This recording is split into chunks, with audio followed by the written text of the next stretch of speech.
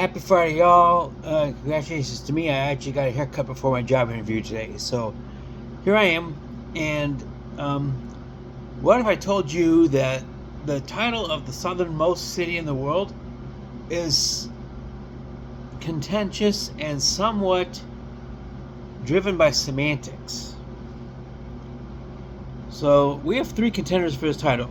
So go take a look at a map and let's take a look at South America sometime, and you'll see the southern tip, and everybody knows what that looks like. But on that southern tip of the South American continent, you have land split between two countries. Chile and Argentina both meet at the tip, and so that is the southern tip of South America is Cape Horn. However, the Cape itself being the southernmost point of land, the Cape itself is actually a small island off the southernmost tip of the mainland, and so, but the southernmost city is not in this area at all. We got your three, here's the three contenders. One is Punta Arenas, Chile, and that is a city with a population of about 120,000, so it's actually a real city. And it is on the western coast of the southernmost tip of the South American continent.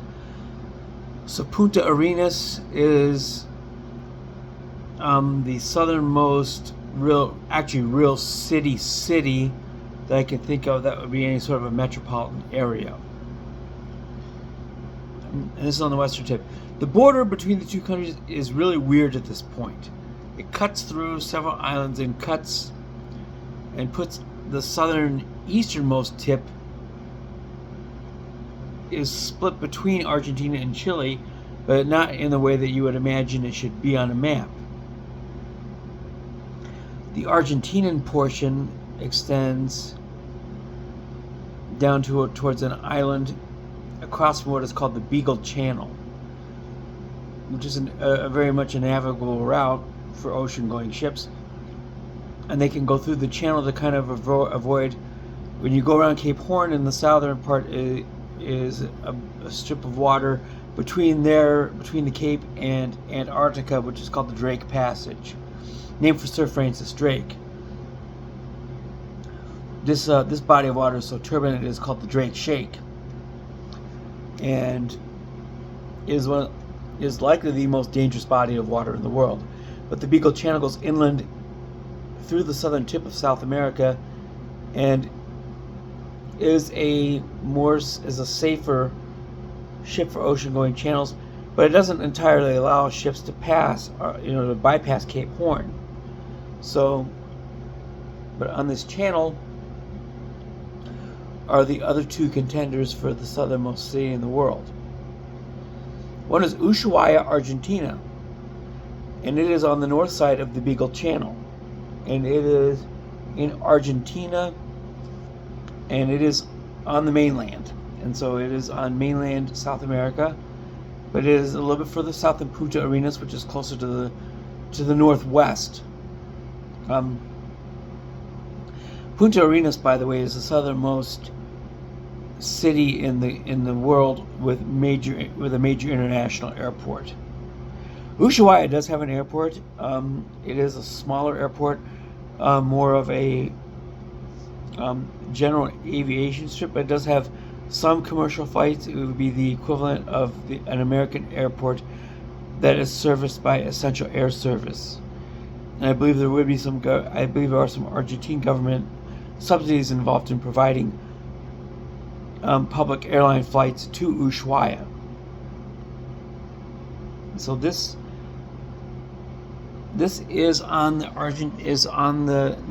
South American and Argentinian mainland, but it is south of an area that is called Patagonia, which, for those of you who remember, in the 80s and 90s and even 2000s, was the name of a famous clothing line, cold weather clothing line, and it is named for the Patagonia mountain range, which is north of Ushuaia, and covers a good chunk of southeastern Argentina.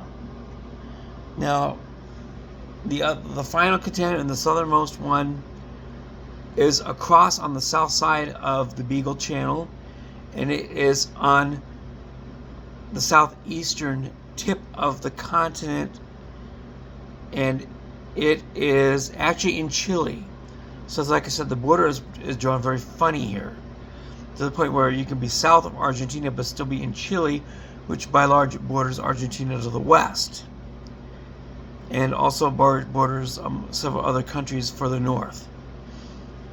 So on this southernmost land south of the Beagle Channel is the southernmost populated settlement in the world. But the reason why it's not the winner in this category is because it can hardly be considered a city. And it is called Puerto Williams, Chile. And it is got a population of about maybe 3,000. So the size of your typical South, your typical Midwestern small American town, minus the farms and with much colder climate.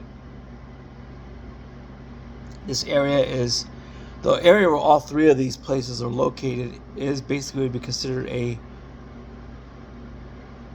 borderline polar climate, cold marine climate, an Antarctic climate of sorts. Although the temperature much of the year remains above freezing because of the ocean currents, and so that moderates the temperatures in all three settlements to have summer temperatures averaging around 10 degrees Celsius, which is 50 degrees Fahrenheit, in the wintertime, which in the south, by the way, that those winter months are basically June, July, and August. That's your winter, and that's where you get cold, hard whipped. This is a very windy part of the world, of course. The Drake Pass, which makes the Drake Passage itself extremely dangerous, and probably the most dangerous body of water in the entire world for ocean-going vessels. I mean, it makes the North Atlantic Ocean of the Titanic look like a kiddie pool. And so, therefore, Puerto Williams is the southernmost populated settlement in the world. There is one place, though, that can dispute this, but this is really pushing it. And that would be called the Esperanza Antarctic Base on the Antarctic Peninsula, to the south of these three places on the Antarctic Peninsula. So Esperanza Base is Chilean, and it is home of a civilian population, so it's considered the southernmost civilian settlement in the world.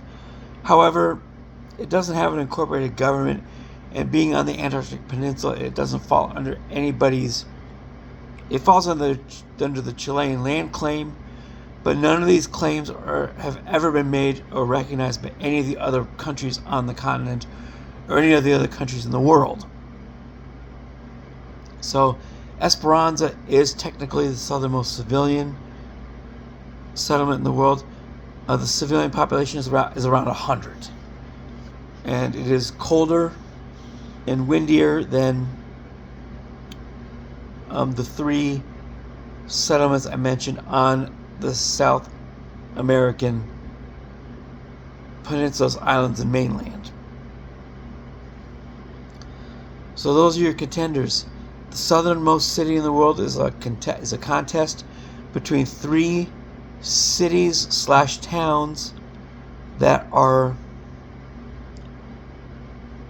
on the very southernmost tip of South America.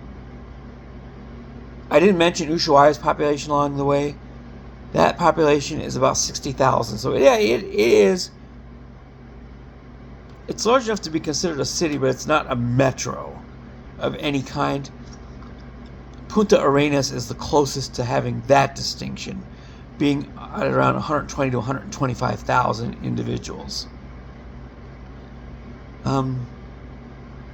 Shipping is the main industry in all of the above.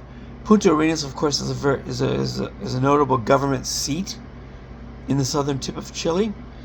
The Chilean Antarctic Territory is actually administered from Punta Arenas.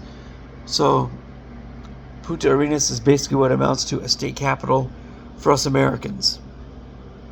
And It would be like if the capital of Alaska was actually in Washington State. Kind of the equivalent. So anyhow, hope you enjoyed your Friday. I think my job interview went decent. I think I hit all the right answers, and I asked all the questions I wanted to ask.